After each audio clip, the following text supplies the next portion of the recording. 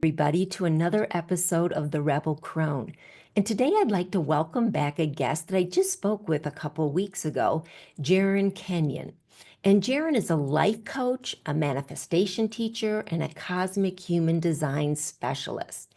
A few weeks ago, I posted a video we did where we talked, oh gosh, we hit on so many different subjects, didn't we, Jarin? It was really about navigating life's challenges, which, as we know, is a very complex subject, but it also can be narrowed down into some very simple principles that we can integrate, I feel like, with ease if we understand them.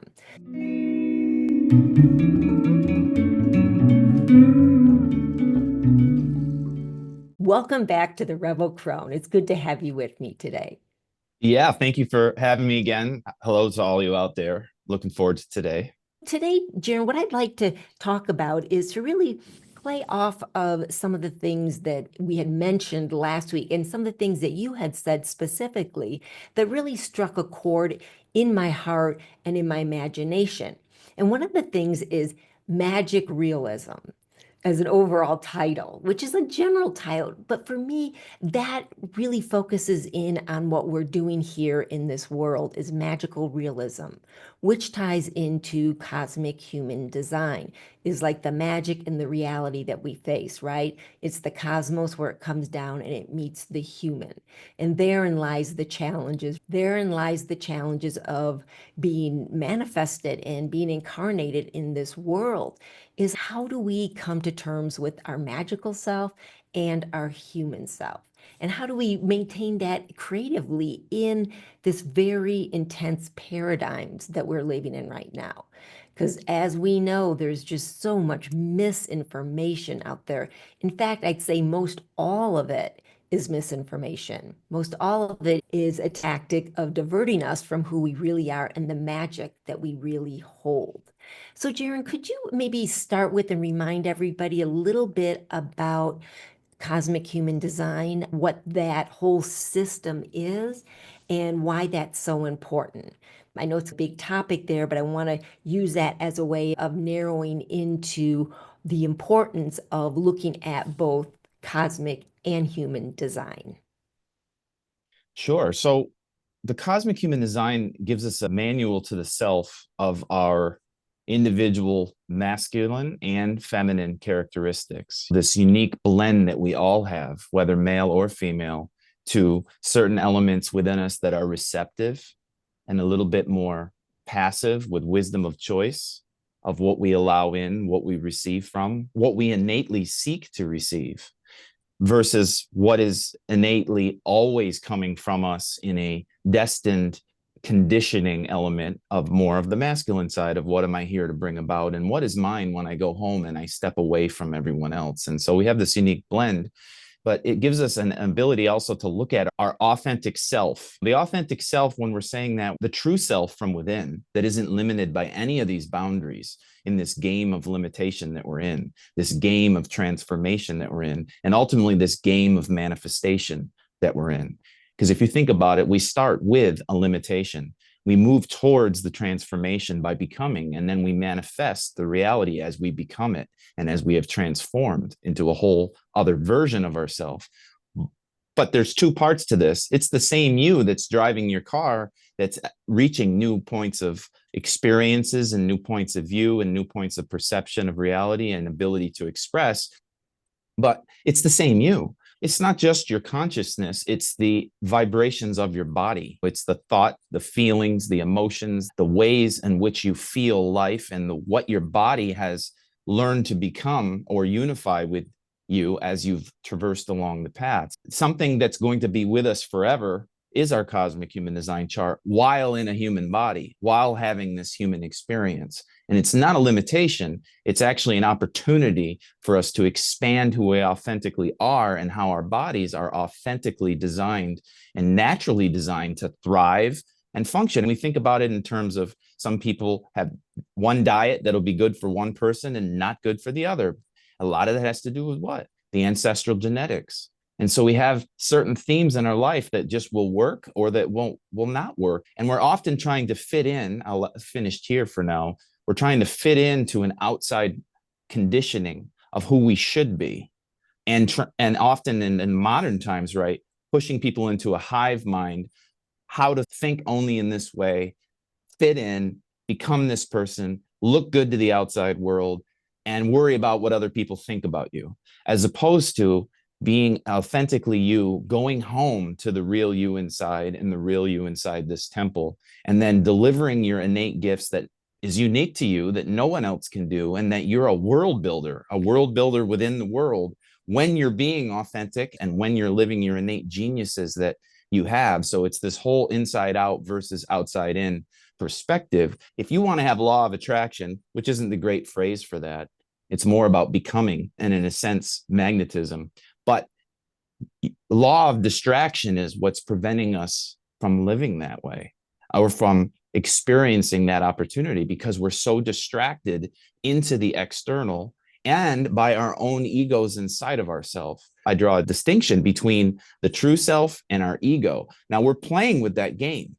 Inevitably, duality is our teacher and duality is our playground of which to transform and grow from.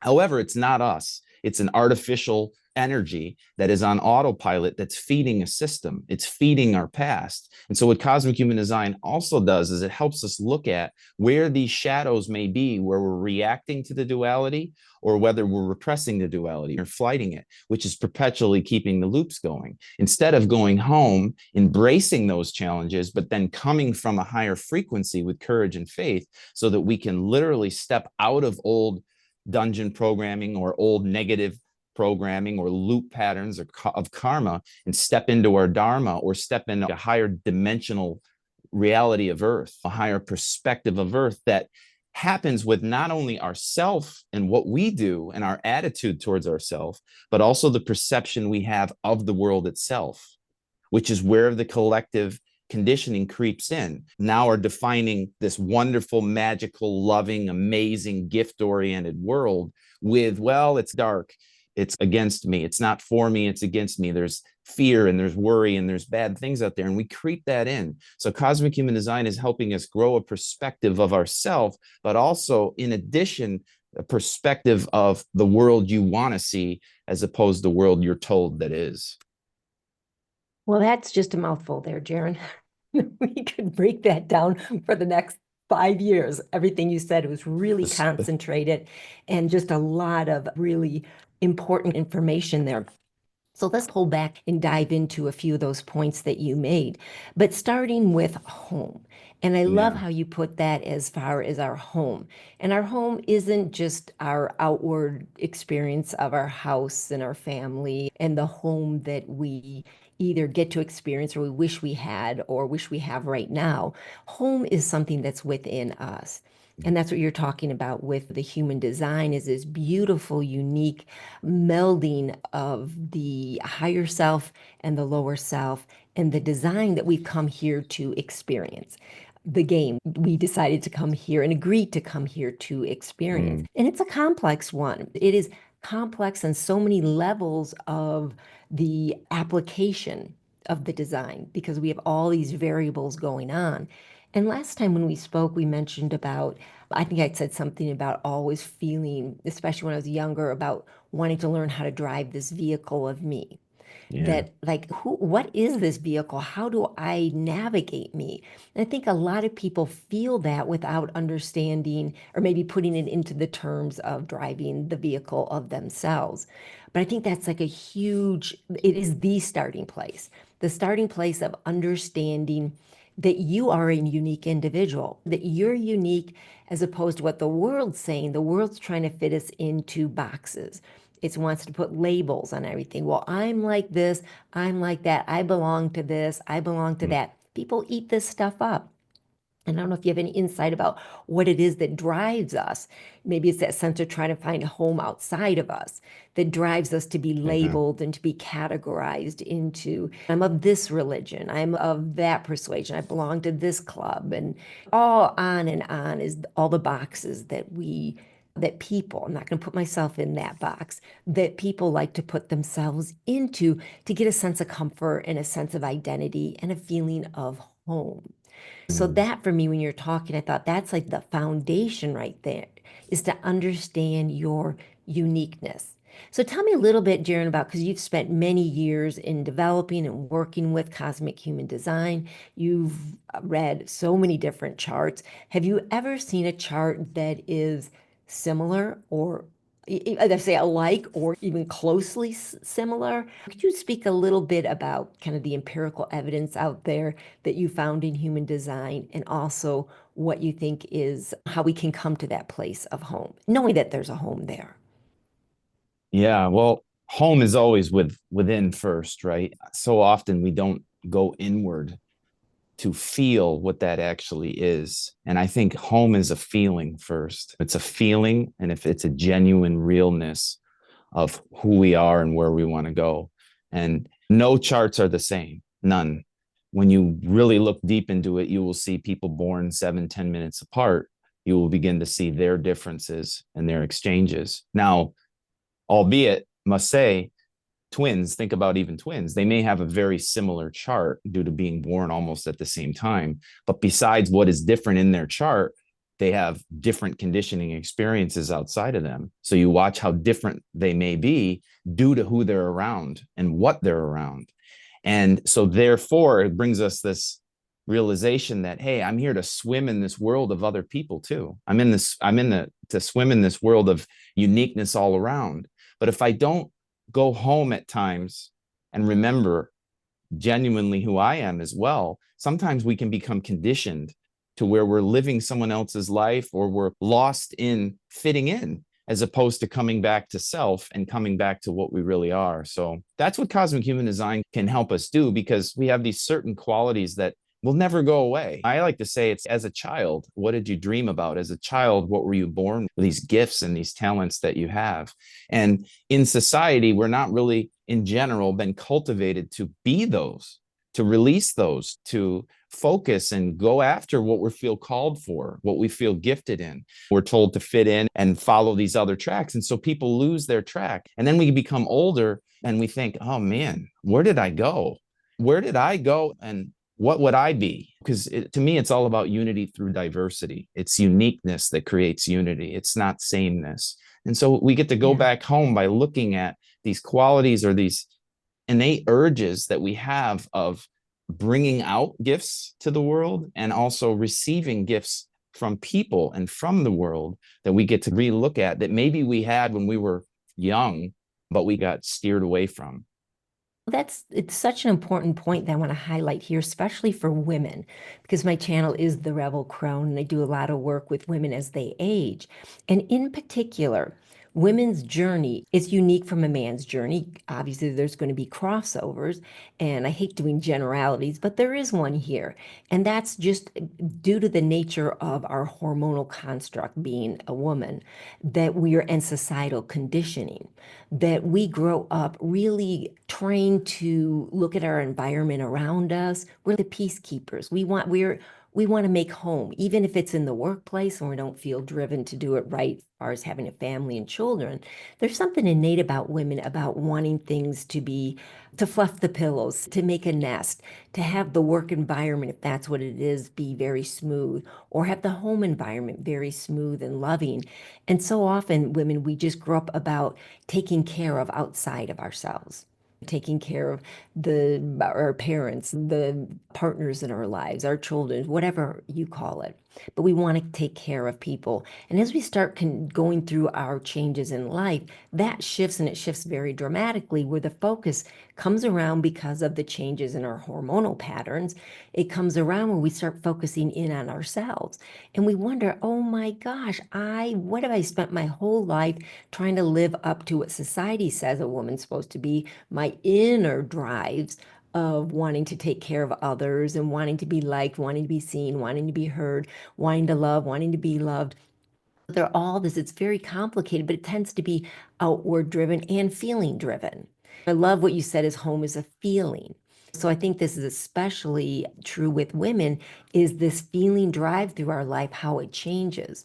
And later on in life, a lot of women can they can get bitter, they can get disenchanted with the whole paradigm as they start to step out of it and they start to be called to find a new sense and a new definition of who they are. And as a woman on the other side of that, I think, wow, that's so unfortunate that I didn't have some of this information when I was younger. Not that I wouldn't embody the same body and the same identity of who I am right now as a grown, mature crone, but it back then, had I had more of a sense of who I am, an ability to really focus my feelings in the interior and boost who I am, understand the home of me, that it could have, oh, I would have had such a different journey. But then here it is, the game right now, right, Jaron? This is the game we came into where that information generally, mostly is not taught to young children and especially young girls. So I just want to give a shout out there to the women listening that we have a specific journey within what you were just saying and a way of coming back around to it as we cross that threshold and we go into that big transition in life, not the big one when we leave, but the one where we hormonally go through menopause. So just women know that if you're coming up to that time, or if it's not even on the horizon yet, that it's a really magical, special time because you have the ability to tap back into home that you never had in any other time in your life. Fortunately, unfortunately, it's the way it is, but you have that ability later in life to really ground into the home of you. So, unfortunately, most of us, and even men, I mean, it's a different experience because it's based in feeling. So you'll have your own challenges, right? Jaron, as a man, is finding home through the feeling realm. So I'm wondering if you could Oh, just talk a little bit more about that, because I think the whole feeling around what is home is most important. It's paramount through any stage in life. And it's going to look different, but it's just important to find that sense of self. absolutely. To find that sense of self in feeling, as well as when we have a vision, we can have all the knowledge, we can have all the skills, we can have all the human experience, and we'll never reach that vision. We'll loop in a mediocrity of that vision unless we have the feeling tone of that vision already done.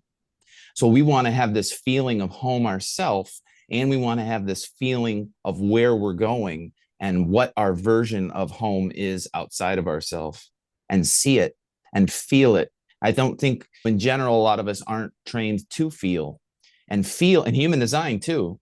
Feeling is the lead consciousness. Feeling becomes the ascended being's way, where we feel first and then we think next. We don't think first and then feel later. So we want to get in touch with our feeling of ourself and of the view around us of what we want to experience, and to I feel love that what you said, vision. tone. Don't pause just a minute, Jaron, is just what you said about a feeling tone. And we look at everything in the world as a vibration. It's a vibration of manifestation through all the spectrums of light, color, sound, heat, and everything.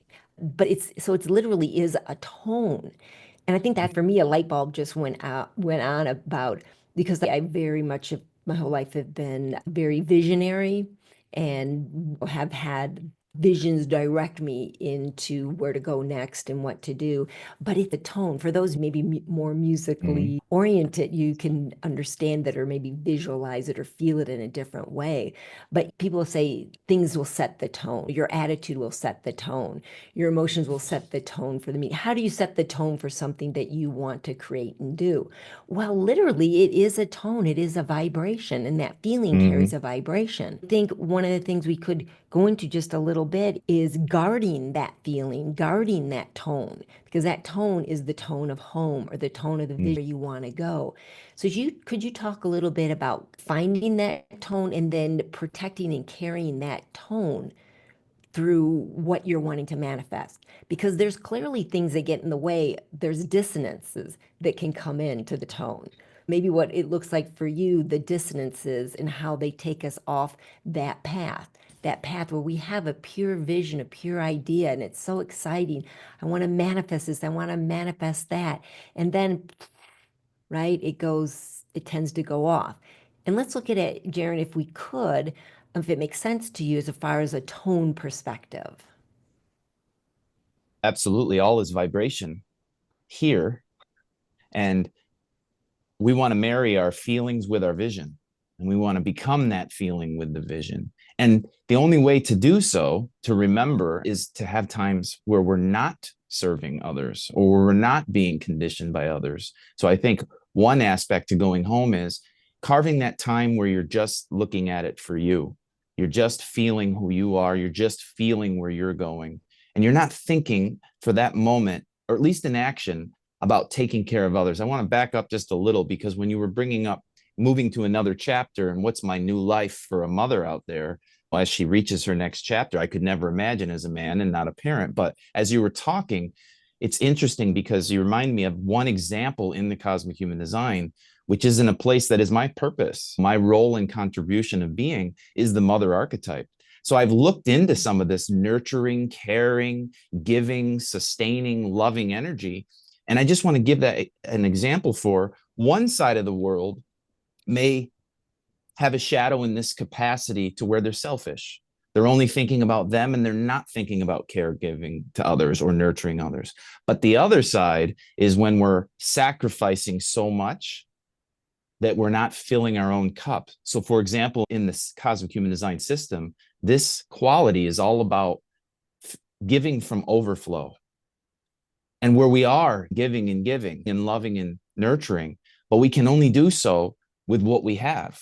And how do we have more is to feel it for ourselves and to take time to feel it for ourselves. So when we fill our cup, it overflows, and it overflows into the giving of others. So I'm just thinking out there for many of us that are used to always serving others, and we're great at it, but it's not actually to the potential of what it could be if we remembered to serve ourselves. And if we remember to go home and to fill with spirit, to fill with source, to fill our body with radiance, and then we're almost in this synergy and flow of where we're giving.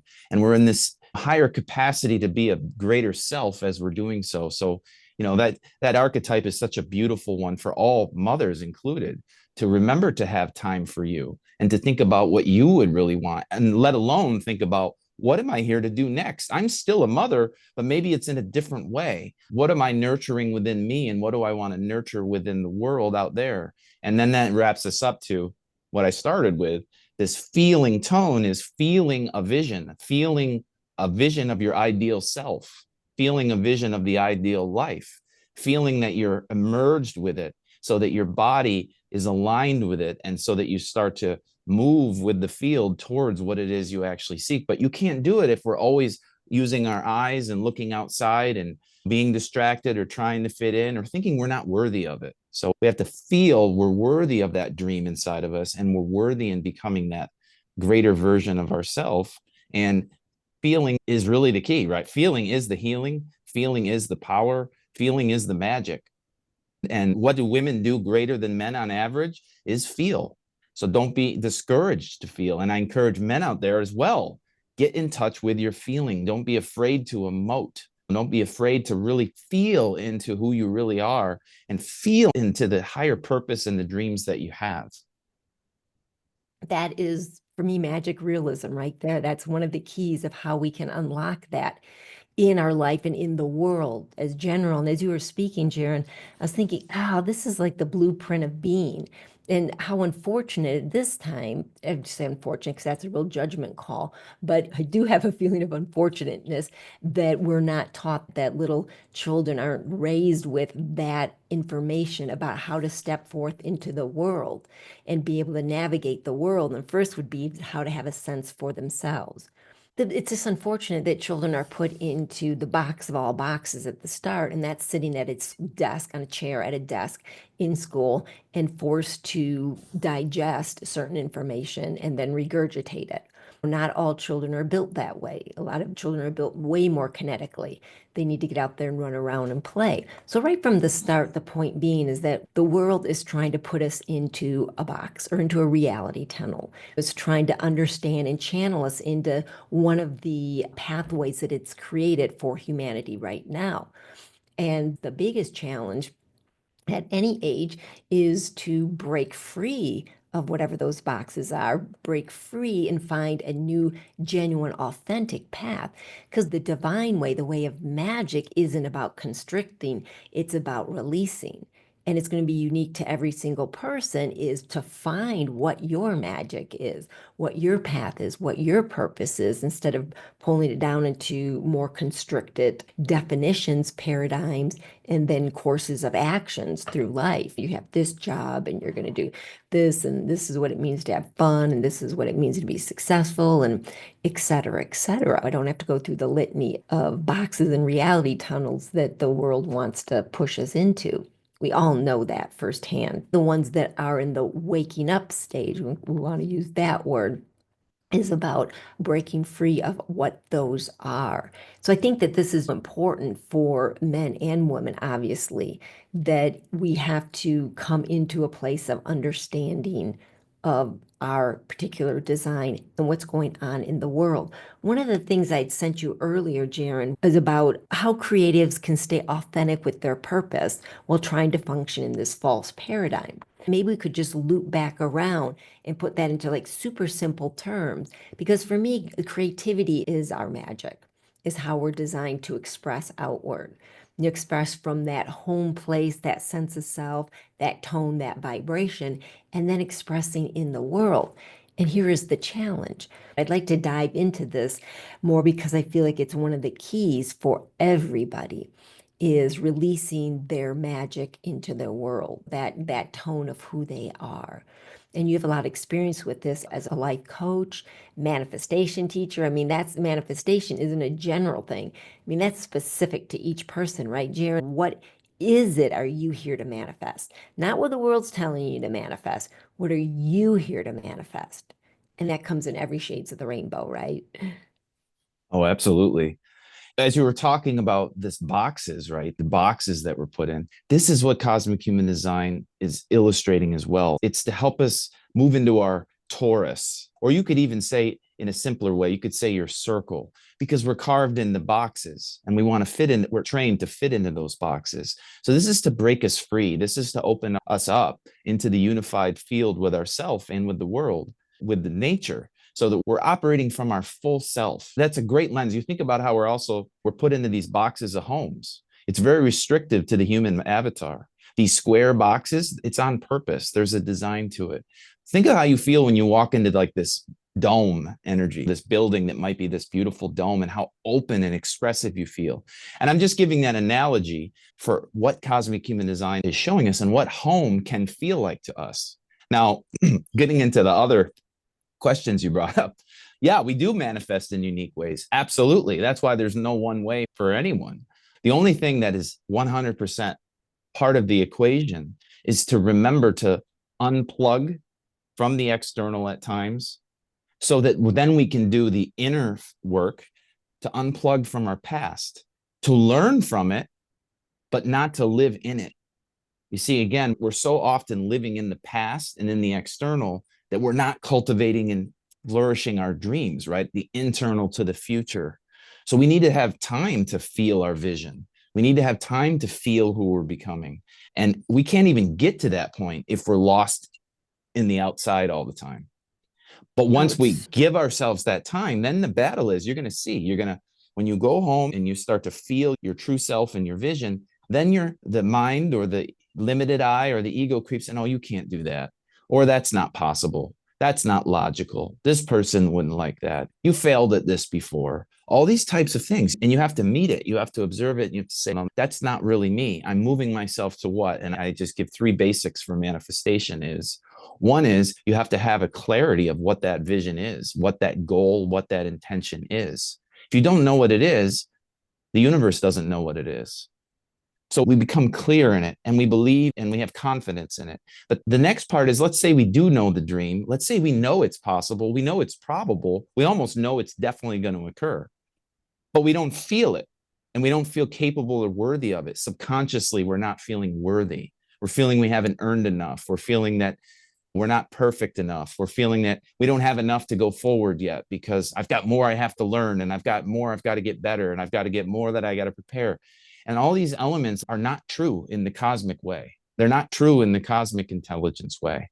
You're already enough. So if you tell yourself while you're there, I'm already enough, and you become feeling in that feeling tone of worthiness and of capability towards what you create. You got this magical clarity on the vision, and you're feeling like you're totally receptive to that vision. Those are two. And then finally is time and energy that you're putting into it.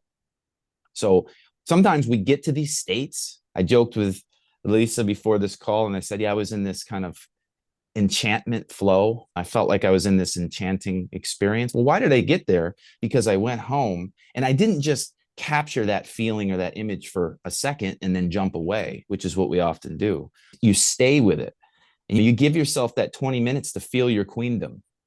You I give love yourself that. that you Yeah. feel your queendom or your kingdom, and you stay there.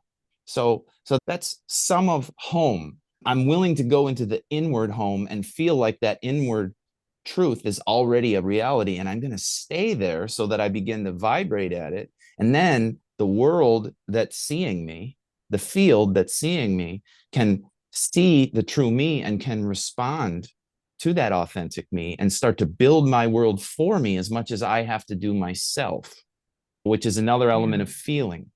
To Let's go into each of these. I want to go into each of these points. You're in a flow state right now, and I just interrupted you. I apologize for No, that. that's okay. I'm But I talking a want lot.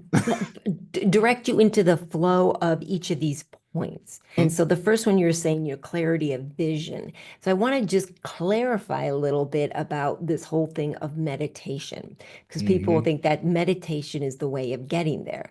And I just want to clarify what meditation looks like and what it doesn't look like. Okay, because there's this misnomer out there, or there's a box out there, maybe an expansive box, but there's a box out there that says to meditate, you have to sit down in lotus position and clear your mind, and you got to sit there, and maybe you've got to chant, or you've got to. So there's like this concept around it. And I'd like to do a little busting of that concept, of that paradigm, because for me, it's very different. A meditative state for me, like that does not get me into the meditative state. I have a very different way to do it. And it's just as profound. I'll go toe to toe with anybody says, but you're not sitting there, Lisa, and you're not in the lotus position. So we're not all built that way. We're built to get into our flow, our inner flow in different ways. So that's one way that can work, but there's other ways that can work. What do you feel about that one, Jaron? Oh God, there's infinite ways, right? And for all of us, we're different. And also for all of us, guess what? We all have different moods. We all have different feeling states. We all have different requirements of how our body feels at that moment. So absolutely, sometimes we may want to meditate. Sometimes we sit in silence, but sometimes we want to put this invigorating music on, something like as a teenager that just really always enlivened you. And that's what you feel like. And that's helping you put in to get put into that state. Or I do, yeah, I mean, chanting and all these other things can be done, but it's, I find when you get into what you love and when you're in your passion and when you're engaged in what you're interested in or what is meaningful or what is worthwhile, you can be eyes open, active, processing information, and you're getting to that meditative state because you're doing what you love. Absolutely. Absolutely. My partner goes on bike rides, vigorous bike rides, and has all this creative stuff. I go on a bike ride. If I start creating, my feet stop pedaling, which is a problem then because everybody's gone. I'm not pedaling anymore. So it's a very different thing. Sometimes for me, it's going to bed at night or it's in the morning when I'm laying supine and I just quiet. Everything's dark. I'm in my cave. Everything's dark and quiet around me. And I just go in then, but I'm laying down. And other times it's maybe doing a puzzle, like Yeah. literally a jigsaw. I like doing these jigsaw puzzles online. There's some really beautiful programs. And as I'm starting, my one part of my mind is engaging and moving the little pieces around and thinking this or that. The other part just flies free. Maybe it's because I've engaged the monkey mind with a task. The other part's free, but it's all different ways. So I just wanted to set that because clarity of vision, it doesn't mean that you have to force yourself to sit there, force yourself to do according to what a lot of the world says as far as No. what meditation is. Meditation is maybe sitting in your garden or just gardening, moving around and Mm-hmm. gardening. Maybe it's going for a walk, maybe it's going for a drive.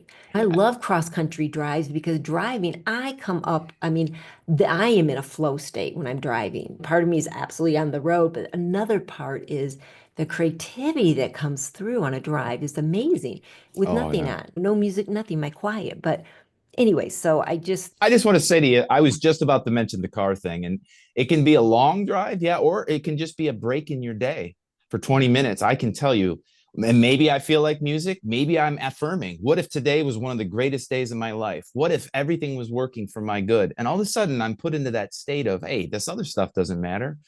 Let me get into how I feel. Let me get into the truth.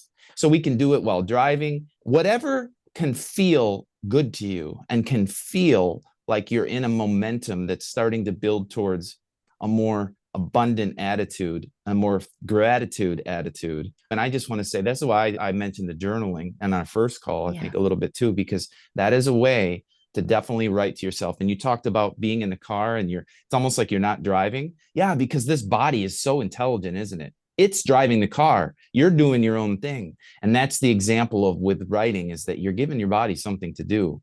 And while it's engaged and in that touch, you can creatively think, you can feel inspired while you're in that action. So my point with that is it doesn't have to just be sit there, no thoughts, get to no thoughts. I really want to back out and point that out because I think that's something that can be a tripping stone on the pathway to getting to know yourself, is trying to conform yourself into this box of this is what meditation looks like. It comes in all different ways and at different times for me. And I'm sure for you, Jaron, that one day it's like this, and then there are different times. And I go with that flow of where do I feel at peace? Where am I calm? I'm just at calm and I'm happy. It's like you're happy, but I'm this happy place inside. I'm calm. It's not being under the influence and false happies because I've been drinking or I've done whatever. And it's just this real happy, this real peace where I'm home. But that brings us to the next point that you made, and that was feel it and feel your worthiness, because herein is another whole pattern, another potential trap or box to fall into is worthiness. Last time we spoke, I did mention something about original sin and that whole idea that there's something fundamentally wrong with humanity, with mankind, with you, with individuals. And this is such an insidious lie. And it is, I feel like it's the absolute mother of all lies that have given birth to the challenges that we have nowadays. So maybe you can expand on that, because that feeling of worthiness, I mean, that is something to, if you start looking at, you start peeling back at the feelings that come up when you're in that state. Jaron was talking about clarity and you're in that meditative state. Look at the feelings that come up. And if there's any feelings of no, I can't, it's not available to me, unworthy feelings with however they all manifest, stop right there, because that's something that is trying to get in the way. That's coming in, I would venture to say, from outside of self. There's some kind of a damage, there's some kind of a programming, there's something that's coming in that is disturbing the natural flow of you. And it's so important to stop and look at that and to start to uncover those things for what they really are. When I started the Rebel Crone, for instance, I had a time of meditation and being deeply in tune to who I am and what Spirit's calling me to do next. And then right afterwards, as I was looking at putting that into action, all kinds of negative things come up, like, who wants to listen to you, Elisa? What do you have to say? Why, just all this negativity of why I am not worthy of sharing my point of view and my perspective and the essences of who I am with people out there on social media. So for me to counteract that, I have an app. There's a lot of apps available on our phones.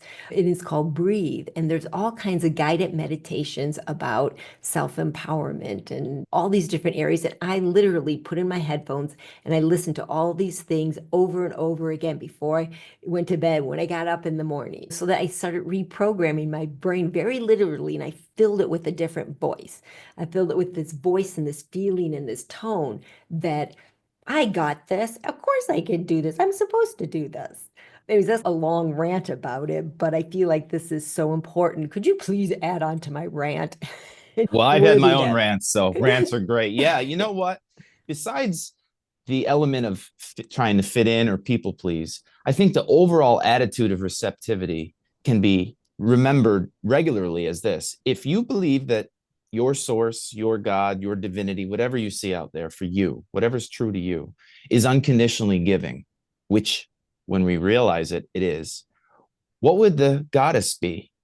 Unconditionally receiving. And so I work at times on becoming receptive to the things I ask for, or receptive to the things I dream of, or this receptive to the services I have. And we're working through these elements of doubt or guilt or feeling not enough. And so I think part of the game here is, hey, how do I take the actions, right, to do the work, to live the life I want? But what's the other side is, why don't I trust source? Why don't I trust life? Why don't I welcome gifts? Let the universe give to me. So we want to work on our attitude of receptivity, really feel it. And it boils down on the human sense. You're talking to yourself, you're affirming, you're reminding yourself once again of what's true. The little mind in you is trying to block it, but you're like, you know what? No, this is real me. I am capable. I am worthy. Not only that, life wants it for me. Life is for me, not against me. Life's trying to bring it to me, but I have to unlock it. I can go after it all I want, but if I don't receive it, I'll never receive it inside. And so we Mm. work on receiving, and then trust. Do you trust life? You say you trust source, say you trust yourself, but then sometimes we don't go live it because of those fears. So we work on the receptivity that I am in trust. It doesn't matter what's going on out there. I have my own world, and I have capabilities that if I run into a stumbling block, I'll persevere through it. I'll be helped through it. Yeah, absolutely. I think that's one of the sad things we see when somebody does decide to this, which we all see early suicide. I have suicide in my family history, that there's a certain sadness about it because it's the hopelessness that individual is feeling, that they literally just gave up. And I don't know why I mentioned that, but it's something that is, I think, the ultimate in unfortunately giving up and feeling, listening to the negative voices that there's no hope. What there always is, I've been in some of really dark places where I felt hopeless. I want to share this example because I think it might be helpful to other people about the power of gratitude. And so I was in this place when I was in college, and I thought like my whole family life was an implosion and disaster. And I really felt completely on my own, unsupported and free falling. And there's one point I think I'm at the bottom. I really don't want to go on. And I started contemplating committing suicide. And then I remembered that to be grateful that there's a lot of power in that. And I'm like, I know, but I'm just not, what am I to be grateful of? And there's a little voice inside me that just said, find one thing. Just find Yeah. one thing. And I found one thing. It was just a little teeny thing. And it could have been, I don't even know what it was, but it could have been so stupid as like, yeah, I've got some food in my refrigerator. I mean, it seems stupid, but I found something. Or I've got water. I don't know what it was, but it was just seemed like in the scope of all the disastrous feeling of my Mhm. world, it was a little minuscule thing. And so, okay, I'm grateful for that. And then a little later, I'm like, okay, there's that and that. I found something else. It's okay. Well, then there's that. Pretty soon, if there's that, and that. And all of a sudden, it just opened up, and I started laughing because it can't get any worse. So it's got one thing, it's got to get better because this is the rock bottom if you feel like there's nothing worth living for again. And then also it's just this whole power of gratitude in these areas and seeing what's right. And I think this is the point here I'm making, Jaron, is that what's right with something is the starting point. What's wrong with it is no point at all. Literally, it's no point in going into it, but there is no point. There's nothing real about it. There's no foundation. There's nothing you can stand on, right? If it's like what's right with a person is what's important, what's wrong with them is beside the point because you can't build anything from a lack. There is no foundation. So if there's nothing there, there's nothing there. It's only when you can find something, and gratitude is finding something. Where my world Mhm. looked like it was all full of lacks, there's nothing you can do about it except get sucked deeper into that pit and get sucked right out of this existence. But you got to find a starting point of what's right within yourself. You got to find a starting point of what's right with other people, with your circumstances. Everything has to begin from a starting point of what's right with it. So that's another rant of going into gratefulness and going into finding that place within of worthiness. You'll find, even if it's one little thing you feel worthy of or good of about yourself, find that one thing and be grateful of that and see what can build from there. Does that make sense to you, Oh, Jim? beautiful. Yeah. I mean, to those who feel they have, more is given. Yeah. To those that feel they have not, more is taken away, right? But it's hard when you're at those challenging points. And I have also been there on those really low points and to find something. But you find I'm alive. Thank you. I'm alive. There's another day coming tomorrow.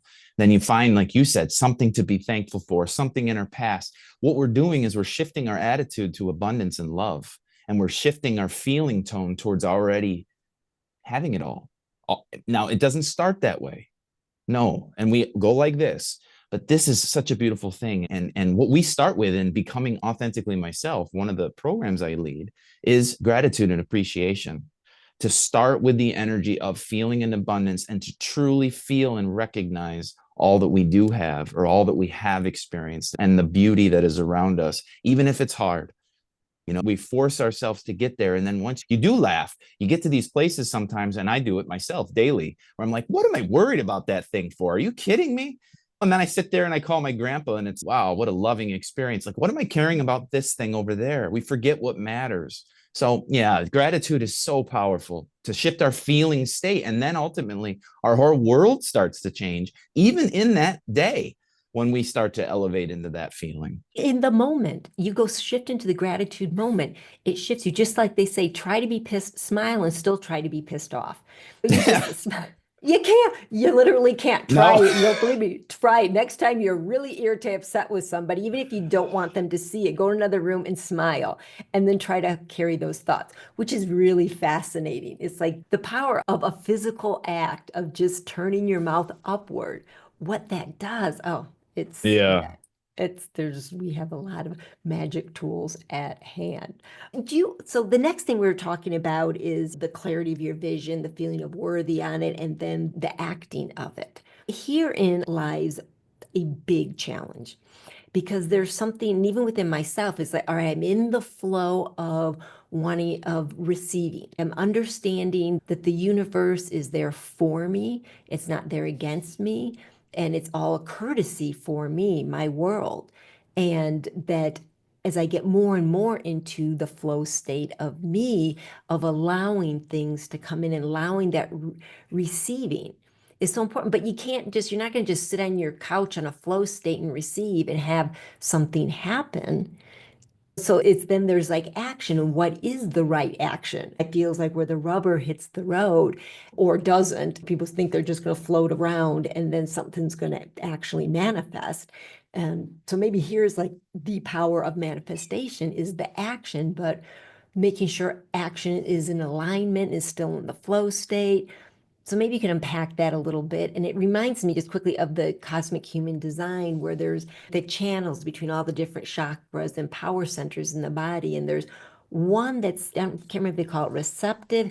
And then there's two that are more active. So it's 1 and 2. Could you talk a little bit about that? Because this is a Yep. challenge, Yep. You the drew next on challenge. some great things. That's in my perspective. First of all, we'll get to the design in a second. But first of all, with action, I think of three things that are most powerful actions. First is our intentional action. That means being it, vibrating at it, staying there, seeing it, feeling it. Okay, but then we're not just going to do that. What is next? Inspired action and intuitive action. When you're inspired and you're acting as if, or you're acting unattached, but you're just moving forward and you feel inspired to do it, that's a great action. When you feel intuitively something to do, and then you trust it and you challenge yourself to live it and act on it, that's something to do. Those are our most powerful actions, not compulsive activity. Inspired action, intuitive action, coming from alignment, which is why I'm starting with intentional action, where you're becoming whatever it is you're set to go target. Then you're Yeah. taking those actions. The more, and I will tell you, the more vertical you go, the less work you have to do. The more you are receptive and in confidence and in faith and empowered, the less you have to. You still have to take action, but they'll be the right actions. You'll meet less resistance. But now moving in, besides just general inspiration and general intuition, and comes the cosmic human design. And what cosmic human design absolutely gives us a few things. One is it's showing us where our intuition is, or how do we function with our intuitive capacities. And they're all different for all of us. So some of us feel through time. We're not designed to rush on an emotional high or low. Oftentimes we do, but we're not designed that way. We're designed to feel things out. Sometimes we can have an initial impulse of this is terrible, but actually it's really great for you. Or you might think, oh, this is amazing. I'm going to do this emotional reaction. And it's not. So some of us are designed to feel things out. Others are designed to just, and we have combos. I'm way limiting this, but where we just know, we trust our instincts. It just comes in the now. We get the answer, but it's no good an hour from now. So we got to listen to it and embrace it now. Some like me have this gut impulse. We feel this physical sensation. So this is a broad understatement of what is my intuition, which we call authority. It's a part of our authentic self. It's our inner authority, not the external authority, nothing in the external, the internal authority of what I feel, what I know, what I sense to do. And then getting in touch with it and having the courage to live on it, to follow it, to act on it with total confidence and maybe being unexpected as you're doing the journey with it. How often do we take an action intuitively and we think it's for one thing and it turns out to be for something else?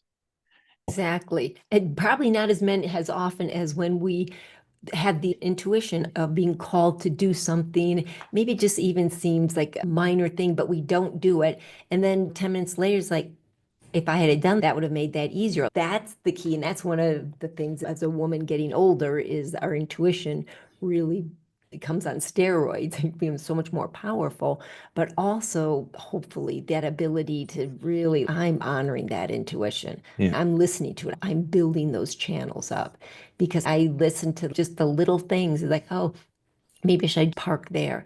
Maybe I should just go over there. I have an interesting thing. I was coming back from Red River a couple months back, and I was leaving some friend's house, and it was a 4-lane, but it was going through a little town, a little dip, a little valley, and it was climbing up the mountain. I was on the inside lane, so cars were coming this way, right? So I'd see their lights right close to me. And it's like, just jarring. I think I'll feel better if I go in the other lane. It was a weird thing, but this is a little sketchy. I'm going in the other lane. No sooner did I do that, and I came out of the little town, I went up the hill. There was a giant bull elk. I'm telling you, its legs were as tall as my car. Giant bull elk sitting right in that lane. And I came flying up, and all of a Yeah. sudden I went like that. Had I been in that lane, I would have gone right into him, and it wouldn't have been good for either of us. He was massive. Oh my God, that was so interesting because it was this strong intuition. It was like something else came through me, move over. Anyways, that was a profound one, but listening, it pays to listen to that. And I think we all know it. So I just wanted to throw in that little part of working with our intuition is paramount Oh, and yeah. acting on it. Beautiful. Yeah. Yeah. That's one of the major, let's say, three themes of what cosmic human design can help us with. The most important, I would say, actually, is to be in touch with our intuitive sense, our intuitive process, and to begin to trust it. And the other thing, in response to what you may have been bringing up earlier, too, is we have different aura types. If you think about an aura, you think about your field, your personal field, we have different ways of which we are designed to function. So many of you out there really are, sure, you take action, but you're designed to be in response. You're not trying to reach, you're not trying to force, you're letting life come to you. Something comes to you, and then you're pulled towards it. Hey, here it is. I let it come. Now I'm going to go. Some of you out there are a little more designed, though. Hey, you can pretend that you're going to wait in response forever, but you're actually designed to initiate it. So you have to do the first 10 steps for the And universe I'm to then I'm give you that the first feed. one. I'm the first one that you mentioned about responding, about being receptive and responding to when And things come to you, which to me has been this like curious mix of, and why I like highlighting that part so much is how do you work as a receptive yet having the forward drive still. yeah, Because it seems to be contradictory to each other. And I think just in general, even if you're not built exactly like that, it's that idea of being in the flow of you and your intuition and your communication with the higher realms, your higher self, and still being the foot soldier then of yourself on this planet. So you still have to do that walk. And I loved how you said there's intuitive and inspired action. And it was like, yeah, that's it. Is like, what kind of action are you taking? Not all action, there should be, that's just not one word to describe everything. right. Yeah. Absolutely. Yeah. Yeah. And with the compulsivity is also for all of us is if we don't feel, believe, have clarity, have faith that there's a solution. Let's say we're trying to solve something, a problem. If we're fixated on the problem and we're trying to figure it out and push it with desperation, we're just going to loop forever. And we're going through way too much than we need to. If we can step back home, feel that there's going to be a solution as if it's already on its way. This solution is already on its way. I'm receptive to this solution. I'm thankful for this solution. And it's brought me so much pleasure and joy and gift and appreciation to have this solution. Now, when we're taking the actions, we're going to quickly or easily or more naturally arrive to the solution. The universe is going to help show us the infinite ways that we can solve this problem instead of a finite way that we're trying to push it.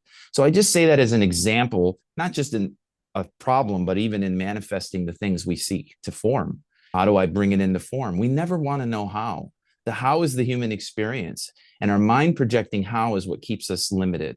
So we get into the openness of the receptivity that there are infinite possibilities of how, infinite ways life is for me. And I'm either going to arrive at that manifestation or I'm going to arrive at this solution to this problem. And now I'm going to act as that being. I'm going to live authentically as that being. And you're going to watch that, oh my God, it only took me 1 or 2 steps and here I go. Or this was totally out of left field. I never thought this way. And here it is. Or I was missing something. I thought it was everything else, but it was really just this. And so, yeah. I'm laughing when you're talking because one of the things that I'm sure everybody else there has felt from time to time is just tell me. I'm willing to do it. Just tell me exactly what it is you want me to do. Spirit, God, just tell me what is it, and then I'll do it. We just want to know. But it also takes all the fun out of it. And I have to Yeah. remind myself that from time to time. That's part of the game. That's part of the exploration. Otherwise, you would just be a minion for spirit and you wouldn't have free will and you would just be, okay, boom, boom, channeling and doing. We're a free will, growing, evolving entity that's connected. That's how it all works. We can have some conjecture and some ideas on it. The reality of it, we'll learn more after we pass, but there's still this free will. There's something sacred about the human part of the spirit. And to honor that, and that is always honored. So there's spirits never going to say, this is what you have to do. It's going to offer things in the language of spirit, which I think we're talking about here, is understanding what that language is. And it's the language of intuition. It's the language of energy flow. That's one of the things. We have to understand how spirit comes to us because it's giving us ideas, it's giving us suggestions, it's giving us corrections, but we have to understand how it is. It's not, for most of us, it's not a voice. Now, there's some people, they do hear voices. The majority of us don't. We have other ways of hearing, and that's part of the cosmic human design, right? That you unpack for people is how do they listen? Absolutely. And Yeah. one other thing, Jaron, I'll let you go off on this part, is just you'd mentioned about sometimes you're in the flow, things are flowing, and then it stops flowing. We can start getting into judgment. Oh, did I do the wrong thing? Is what's wrong about it? And we get kind of stymied, and we get disenchanted. We feel depressed about it. We want to give up, or we push harder into it, and where the flow is not going. But dang it, I'm just going to make it flow. And you mentioned about stepping back. So maybe you talk a little bit about that because I think sometimes like the flow gets us to a certain place, but then from that place, maybe the flow is in a little different trajectory. So we have to pivot, adjust forward. It's not like just now you're in the flow and it's a straight line. Other factors and other things are working out. So could you talk a little bit more about it? Because I feel like that's so important for those of us that think I'm on the path, I'm in the flow. Oh, what happened? Something went wrong. Yeah. Well, you said one of the first ones was to not only step back, but get into gratitude about the experience. What am I learning? What am I being taught? What may be a better way? What am I letting go of? There's asking questions and getting into abundance or gratitude is a great way when we first meet that obstacle. But we can't even get to that point unless we become the observer, which is what we're talking to here as I'm stepping back. I'm realizing I'm witnessing a movie. I'm acting in it as well. But let me observe because right now I'm in separation and I'm in duality. And my mind might be in duality and separation. I'm perceiving that. So I need to get back into my observer self, seeing things as they are. Sure, I could be open to insights. I could be open to help, but also I'm getting into unity consciousness. I'm one with this thing. Just like I'm one with my dream, I'm one with my authentic self. I'm one with this thing. I'm not in separation. I'm not in clash. I'm not in fight or flight with it. I'm observing it. And that's hard for all of us to remind ourselves to do, even those that feel like we do it a lot. We have 9 things that go right, and then we have that one thing that goes wrong, and then that's everything. And we're fixated on it. Instead of, hey, this is actually part of the gift. There's something I'm learning here. There's some kind of lesson. There's something I'm outgrowing. There's something to let go of. There's something that I need to become more open to. All of life that's hurting us is actually for us. It's us that gets to step back and become the observer to it and be open. That is the key, which is easier said than done. And you could have an infinite amount of ways, again, in which you do that. Like we talked about earlier, whatever can break pattern and break the system of what's going on. But inevitably, I also want to say this, we're facing it. It's not, I ran into an obstacle and I'm just running away from it, or I'm forcing my way through it. But there is a authentic way to just, I'm facing it. I'm open. Something's teaching me here. I'm outgrowing, I'm transforming old karma or an old limitation, but I'm going to face it. But I'm going to face it with love. That is hard to do. Again, I'm loving this experience. I'm going to love myself through it, after it too, but I'm unified with it. I'm not separate. So all these practices are to get, so we're also not separate from the reality around us in our view of being a victim. It's so perfect. And as you're speaking, the word that was coming to me is a benevolent observer, a kind observer. Can you be a kind, benevolent observer of yourself? We're so critical, that whole critical thing. What is that all about? Where's that coming from? And that's something we can let go of. We can change like that. You can decide to change and have love and compassion and some graciousness towards yourself. And that makes all the difference in the world. Instead of looking at it as right and wrong, good and bad, and I'm stupid and I'm dumb and I'm brilliant, and all these different judgmental things, is get out of the judgment of it. Find a place of loving neutrality and just look at it and see what it is. I mean, we're passing through this life so quickly. It's going to be over in a flash when it's all said and done. On our last breath, it's going to be, wow, that went quickly. So we're just here temporarily. We're just sojourners going through it. Give ourselves a break. We're doing the best we can, and let's continue to do our best. Today is going to be different than our best tomorrow. Sometimes it's better, sometimes it's not. Sometimes my best in the morning is different than my best later in the day because I'm tired and whatnot. But just be gracious about ourselves. And when we can find that place of graciousness within, we can find it for other people. That's the key, is that stop beating yourself up and stop beating up other people. If you're beating up other people, if you have a lot of judgments and all these jerks and a-holes in your world around you and all of that, is just pointing you to how you feel about yourself. That is a box you've put yourself in. That is a wound within you about you. And it's just that it's spilling out into the world there. So when you were talking, Jaron, about being very quiet and being and really listening and observing within yourself, observe that. Observe how you're feeling about, because your world is a reflection of you, right? So if we really observe our world, how we feel about our world, the people in our world, much less our own actions, that's going to tell you right there about you.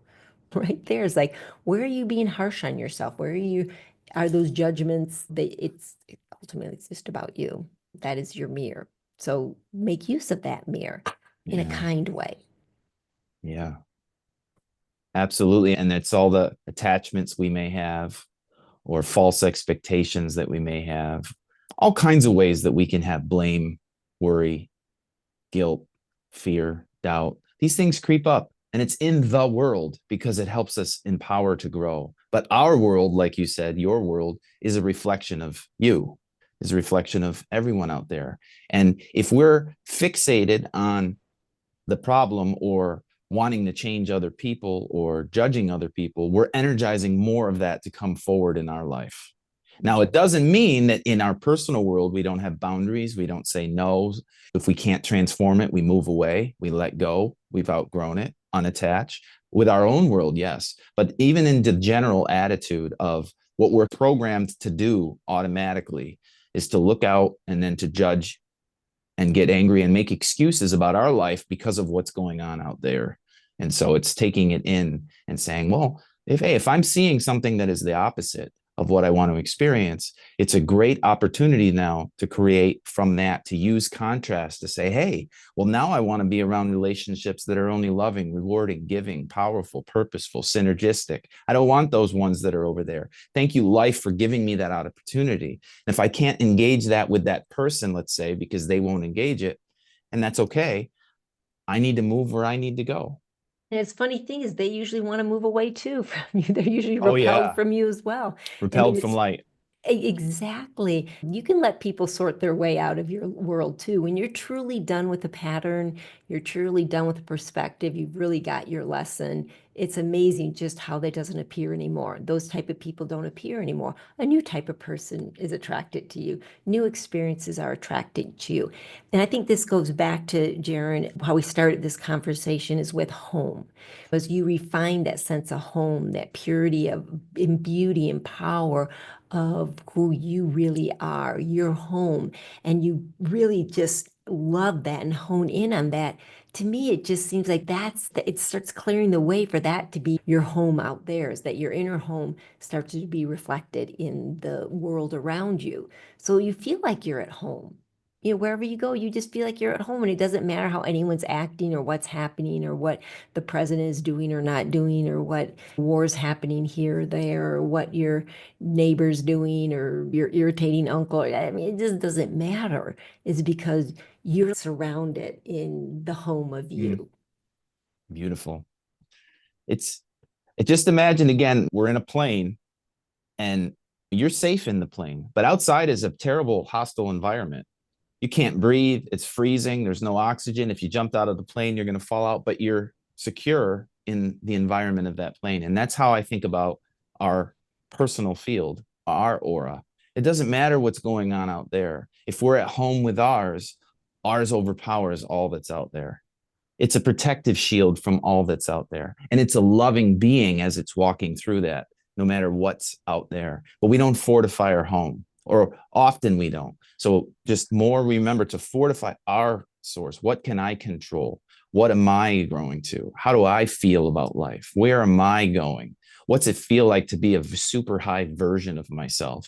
And that empowers our field so that when we go out, naturally, things that maybe, let's say if we were in a negative state, we might have drawn to us this experience we didn't want to have. But now we're in this whole other state where we're in a whole other world that doesn't even come. That's Yeah. experience that we would have if we didn't go home would have come. But now we went home, so we didn't come. It's like seeing all the green lights on the highway. Obstacles are on the road, obstacles are removed. And we're moving into the present. That's what I'll finish in saying. We're so held back by our past, living in it, beliefs that we have, which remain our rule, they remain our law until we edit them. Our beliefs are our rules, they are our laws. So we can redefine ourselves consistently, go home each day and become the present version of us, feel that ideal version of us, and then walk into the world as that. And this is our true authentic power. This is our dharma. This is our beauty. And these are where the life challenges and lessons and things that we're still going to have, they're still going to have them, but they're more aligned with our true stairway up. They're aligned with our transformation instead of karmic loops or just falling into the collective's normal that we identify with. But we got to go home and we got to feel source. We got to feel nature. We got to feel love. We have to feel empowered, and we have to feel clarity on who we're becoming. And as we do, it's a whole different world when you become your home and your authentic self versus everything else. I love it, Jaron. And that was, I feel, a perfect wrap up to our talk today. I felt we came full circle in the conversation. And I really appreciate the time you've taken in your life to dive into who you are and to have an authentic, intelligent voice that you can share. I hope that next time you come on, maybe it feels like we're segueing into doing some more in-depth things with the cosmic human design, which I find really fascinating for so many different reasons. But I feel like that this is the crux of the keys of being in your own magical realism realm, you know, who you're meant to be is understanding that quite sophisticated program. It doesn't leave any stones unturned in the nature of who you are. I mentioned before that I've done one reading with Jaron on mine, and I go back, I've listened to it for a few times, and I'm getting ready to go to the next level of uncovering some depths of me and the control panel, let's say, of who I am. And it's profound. It takes a lot for me at this point in life to have aha moments and to have something that literally can shed more light on who I'm. Not that I'm all knowing about me, but I've spent a life pursuing and figuring out who I am. So for me to have something go, wow, oh my gosh, that it's pretty extraordinary. It's just my personal recommendation. In this video, I'll put the links to Jaren's website. If someone's interested at this point in doing a Cosmic Human Design reading for you, do you want them to go on to Cosmic Human Design? Because I think at one point it wouldn't necessarily direct to you doing the reading. So how Yep. would you like people to handle that? Yeah, I will be re-entering the website for signing up for sessions very soon. Okay. But right now I'm not. My website, you can find me, or you just email me, which I have in the link as well. The email, Jarin@jarinkenyon.com. If you're wanting to dive in with that with me, just email me there. That's Yeah. perfect. I love it.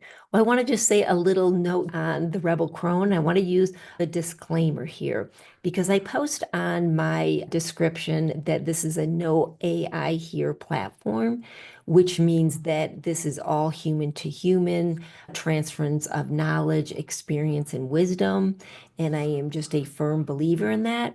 But I have discovered AI as far as in editing a video. And I have no problem with AI for doing certain things. And one of which is editing a video and also coming up with descriptions of things, which takes me hours and hours to do in a video because my mind just doesn't work that way. I have a more expansive view of things as opposed to bringing it down into specific articulation. So I made use of that first time with the last video I did with Jaron and probably a few subsequent ones once this is posted. So I just want to say that because I have put a video out there on AI, the pitfalls of it, but there's also a lot of wonderful things that can happen with it as far as graphics and summarizing and stuff like that. So I am using this for summaries. I do double check to make sure that it is what I want to say, etc. But in no way ever do I get information from AI. Am I tapping into it for human wisdom? I tap into other humans for human wisdom. So I want to be very clear on that. I feel very passionate about that, that the transference of spirituality, of practicality, of being a human, all these different aspects come from our direct connection to source, our direct connection to infinite intelligence, which is connected to our innate intelligence, which is I as opposed to AI. So I just want to be very clear on that for our listeners. If you see like a quantum jump in my ability to describe what videos are, that's because I'm having a little help with that. I hope that all you viewers out there walk away with some really practical tips on how to navigate coming home.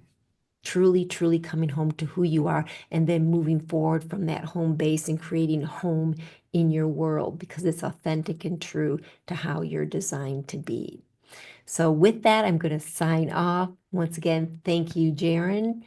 Blessings with you, my friend, and peace from within, because that's where it all starts, where it all ends. It's the whole game is peace from within. Thank you, everybody.